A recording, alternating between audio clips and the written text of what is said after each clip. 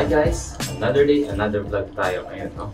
So, eto, nandito tayo sa office ng vlog.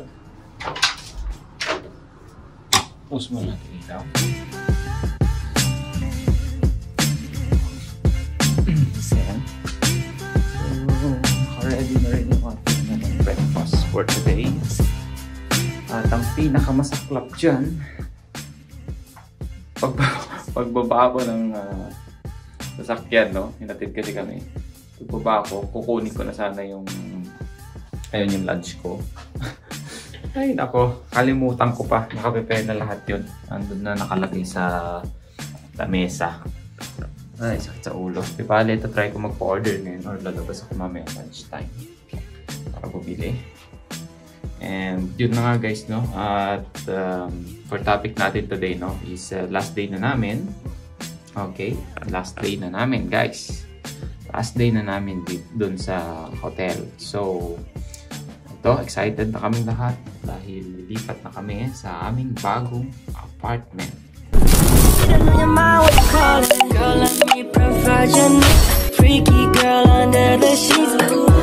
Wow, diba? So, ayan, gagawa rin tayo ng video dyan regarding sa bago naming apartment, no?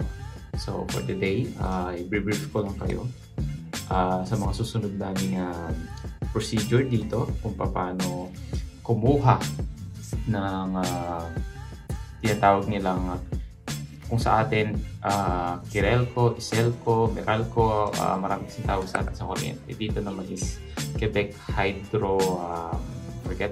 Hydroelectric ata, yes. So hindi ko kasi alam yung proseso dun sa Pilipinas, no? Dito kasi is magre-register kami sa applications. Yan ang aming gagawin for later.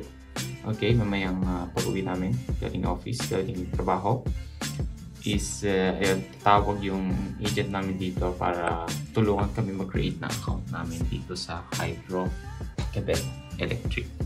So madali lang naman, actually nakagawa na ako, pero meron na ako mga clarifications para at least ma-clear sa akin lahat ng mga detalye. Okay, pero yan, ipopost ko dito paano yung pagkabit or paano mag-start ng account dito sa Hydro Quebec Electric. Napakadali lang po, para lang kayong gumagawa ng Facebook account. So, walang kahirap-hirap. Pero later on, is sasabihin ko pa ibang details kasi para at least galing dun sa expert yung mga sasabihin ko dito, di ba? Kung paano yung proseso, yung pag-start ng electric bill namin at mag-install dun sa lilipatan namin.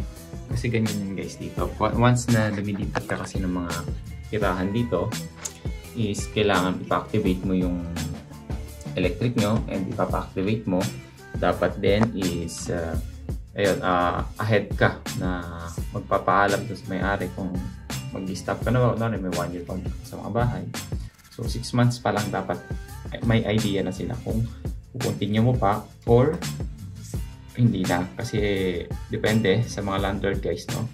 Every apartment dito or basement or mga ibang rent na bahay dito is 1 year, yung iba siguro 2 years, hindi ko alam, sabi kasi 1 year. So yun, apartment ko guys, napakalaki. Siguro ang size nun, saan ba yung plan ko? Kasi ang kwarto pa lang guys, ang isang kwarto pa lang 10 feet by 12 feet. So sa meters nasa 4 by 3, and then sa dalawang kwarto yun guys, tapos may CR, yung kitchen napakalaki, nasa 15 by 10, tapos may balcony. So napakalaki guys nung apartment, no? At hindi namin alam kung magkano i-consume namin regarding dito sa bills, electric bills. Pero makikita natin yan soon. Popost natin yan dito kung magkano. So, importante ngayon is yung proseso, magpakabit ng kuryente, paano yung paglipat ng bahay dito sa Canada, Quebec. Okay, para sa mga nasa Quebec, guys, panoorin yung video nito para magkaroon kayo ng idea. Para doon sa mga bago po, doon sa mga hindi, mga expert dyan, comment down below kung may mga na-miss akong informations regarding dito. So, yun, pag-usapan natin later on once na umuwi na kami. Kasi kakausapin ko yung agent namin para mas lalo pa kung malinawan. Okay guys, and ayun. At hindi lang din yun dahil sa insurance din. Insurance kailangan din guys. Kasi dito lahat ng galaw ko dito, may insurance. Napaka-importante yan. Ay, naglalaway na ako sa kape guys. Inom lang ako sa saglit. Ang sarap talaga ng kape na to guys. Ito yung ano, yung gustong-gusto ko, yung vanilla French na kape. Ang sarap. So, ayan, may picture ako ng family ko dito. Dito yung laptops ko. Ayan, then meron akong biscotti. So, baka yan na lang muna kakainin ko ngayong ano na to, day na to, maghapon. And then may bread naman ako doon. Ayan. So, ayun guys, no, pag-usapan natin para dun sa mga baguhan pa lang dito sa Canada, Quebec na katulad namin, may idea na kayo kung paano yung mga proseso dito, yung mga ganyan, pagkasikaso ng electric, insurance. Kasi yung mga insurance yun napaka-importante kasi hindi naman nangyari, huwag naman po sana, di ba? Ang Pilipinas din naman, kailangan talaga yan, di ba? Meron yung mga kukuhanan ng mga tulong. Okay? So, napaka-importante po yan. Lahat dito may mga insurance. Para sa Pilipinas, car insurance, house insurance, life insurance. So, ganun din po dito. Pero, ang ano kasi dito, mandatory talaga kumukuha ka ng insurance dito. Hindi po pwede hindi ka kumuha. Kasi, may mga bagay na hindi ka ma-aprobahan. So, later on guys, discuss ko sa inyo later on. Once na nakausap ko na yung agent. Okay? So, see you later guys. Pag-uwi namin. Okay? Hi guys! Salut! Okay, so nandito na tayo sa hotel, no? At natapos na yung discussion namin regarding dito sa pag-apply ng kuryente, okay, yung activation. So napakadali lang at napakasimple. Ang kagandahan dito guys is napakaklaro lahat ng applications nila. Nandun na ultimo yung consumption nyo daily, kilowatts per hours nyo kung magkano. Meron din yung graphic chart doon kung kailan yung mataas na mababa. Halos nandun na lahat guys eh. Kung familiar kayo sa YouTube Analytics, parang ganun siya. Or kung familiar naman kayo dun sa mga trading, ganun yung chart niya. So napakaganda at napakadaling mag-activate. Hindi na kailangan mag-install pa ng mga lineman. Naka-activate na yun guys. Ang hinihintay lang nila is yung proof kung nakapag-register ka na at kung na-activate mo na yung account mo at meron ka ng authorized payment sa kanila or manually. So yun, ganun lang pakasimple lang guys. So, madidetect na nila agad lahat yun. Once na in-screenshot mo na yung processing documents mo, yung screenshot mo lang yung pinakadulo na activate na siya, then send mo na dun sa either dun sa agent mo or kung direct ka man. So napakadali. And ayun, regarding naman dito sa insurance, no? So meron kami ditong insurance ng Beneva. Receive na rin namin. So meron ditong annually and monthly na payment. Okay. So, I think ito yung first insurance namin dito. Pero, marami na agad akong tinawagan na iba't ibang insurance na magaganda yung offer nila. So, by the way, kasi is nakasign na kami rito. So, tapusin ko na muna to. Then, after that, mag-transfer ako sa ibang insurance. So, kukunin ko yung mga magagandang promo na binigay sa akin. So, marami kasi guys yan eh. Depende dun sa pag-uusap nyo ng broker or agent. So, bibigyan kayo ng mga depende mga liabilities or two-way contracts regarding sa cars kung meron kayo. Sa home insurance, depende. So, yan, depende sa ang tawag dito, yung depende dito sa pinag-usapan nyo, no, kung ano yung mga included. So, para sa akin, meron agad akong dalawang insurance na i-clear. Maganda yung ano niya, offer nila. Halos mas mataas pa nga yung mga risk, liabilities na makukuha kaysa dito sa ano. Pero hindi ko naman naayawan to. Hindi ko naman sinabing pangit ang Beneva guys, no. Pero since ngayon wala pa akong experience regarding dito.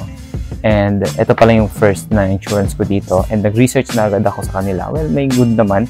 So mayroong mga advantages and disadvantages nitong Beneva, pero hindi ko pa ako naniniwala masyado dun sa mga sinasabi nila at dun sa mga nababasa ko. At kasi I think better na yung malaman ko muna yung dahilan kung bakit ganun nga talaga yung service nila or ano, 'di ba?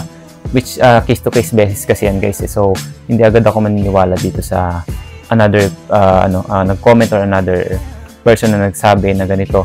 well, gusto ko ma-experience on my own kung ano talaga ang maganda. At least ma-share ko sa inyo soon kung ano ba ang Beneva.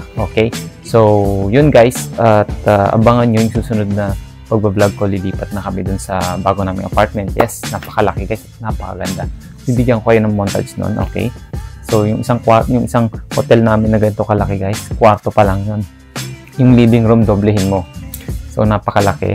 So, nga, malaki, pero malaki rin yung consumption ng kuryente. Well, titignan natin guys, no? Meron naman akong apps para ma-detect kung mataas yung konsumo namin ng kilowatt hour per day, kung paano. So, ayun, nasa kasama ko na lang kung paano kami kasi sa isang apartment, 2 tao.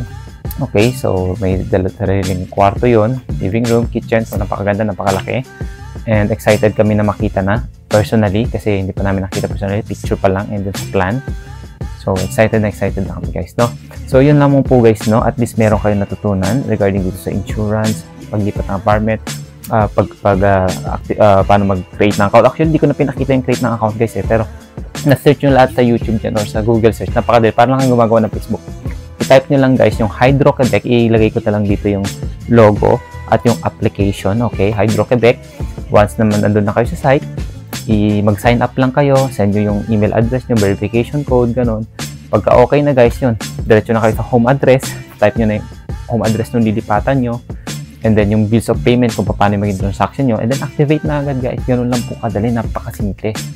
So para po sa mga nasa Quebec lang po yan guys ha. Hindi ko po alam kung anong proseso sa Ottawa, Manitoba, Alberta. Well, nandito po kasi ako nakabase sa Quebec, kaya mostly more on Quebec yung vlog ko. Kasi I think wala akong masyado nakikita dito sa vlog na nagbablog regarding dito sa Quebec. Nagre-research ako, mahirap hanapin. Meron man pero hindi ko siguro ma-search. And kaya ito, gumagawa ako ng videos para makatulong guys, no?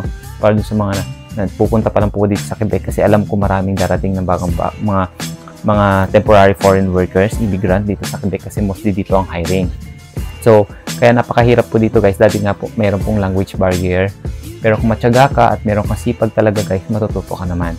So, para po dun sa mga bago, inuulit ko po, no? Ito po yung video na ito. I hope na nakatulong ako. Okay, kung meron kayong questions, send me an email or comment down below guys.